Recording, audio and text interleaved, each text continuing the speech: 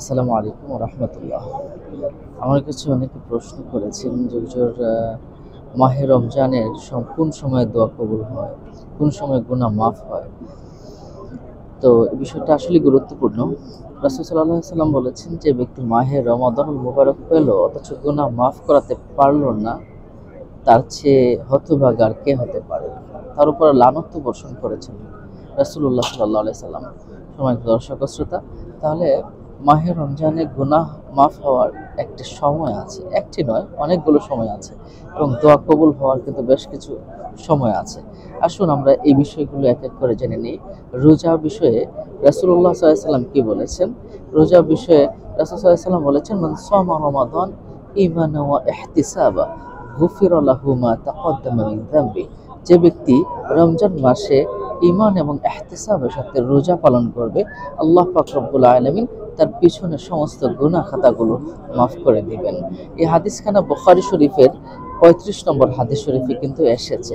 তাহলে আমরা বুঝলাম যে রোজা রাখলে আল্লাহ পাক রব্বুল আলামিন তার পিছনের গুনাহ খাতাগুলো মাফ করে দেন।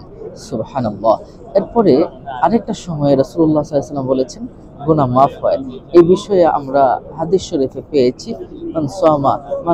মান কিয়ামা লাইলাতান, যে ব্যক্তি রাতের বেলায় দাঁড়াবে ঈমান ও ইহতিসাবা, ঈমান এবং ইহতিসাবের সাথে গুফিরা লাহু মা তাকদ্দামা মিন যামবি, আল্লাহ পাক রব্বুল আলামিন তার গুনাহগুলো মাফ করে দেন।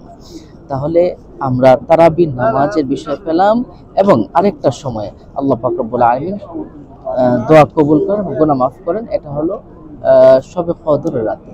রাসূলুল্লাহ সাল্লাল্লাহু আলাইহি ওয়াসাল্লাম তো বলেছেন, এবং আল্লাহ পাক রব্বুল আলামিন পবিত্র কোরআনে বলেছেন, লাইলাতুল কদরি খায়রুম মিন আলফি শাহর। শবে কদরের রাত হলো হাজার মাসের চেয়ে উত্তম। সম্মানিত দর্শক ও শ্রোতা, এখন আসুন আমরা জেনে নেই কোন সময়ে আল্লাহ পাক রব্বুল আলামিন দোয়া কবুল করে থাকেন। এই বিষয়ে স্পষ্টভাবে রাসূলুল্লাহ সাল্লাল্লাহু আলাইহি ওয়াসাল্লাম বলেছেন, ইফতারের পূর্ব মুহূর্তে আল্লাহ পাক রব্বুল আলামিন দোয়া কবুল করে থাকেন। এজন্য ইফতারের পূর্ব মুহূর্তে অবশ্যই দোয়া করবেন, এবং দোয়া করা উচিত বলে আমরা মনে করি, কারণ এই সময়ে আল্লাহ পাক রব্বুল আলামিন এই সময় দোয়া কবুল করে থাকেন। আর বিশেষ করে রোজা রেখে সারাক্ষণই তো দোয়া কবুল করে থাকেন, কিন্তু ইফতারের বিশেষ মুহূর্তে, ইফতারি নেওয়ার আগে যখন আজান দিবে তার কিছুক্ষণ আগ মুহূর্তে আল্লাহ পাক রব্বুল আলামিন অবশ্যই রোজাদারের দোয়া কবুল করে থাকেন। সম্মানিত দর্শক ও শ্রোতা, আজ এ পর্যন্তই। আপনাদের কোনো প্রশ্ন থাকলে কমেন্ট বক্সে আপনারা প্রশ্ন করতে পারেন। ভালো থাকুন। আসসালামু আলাইকুম।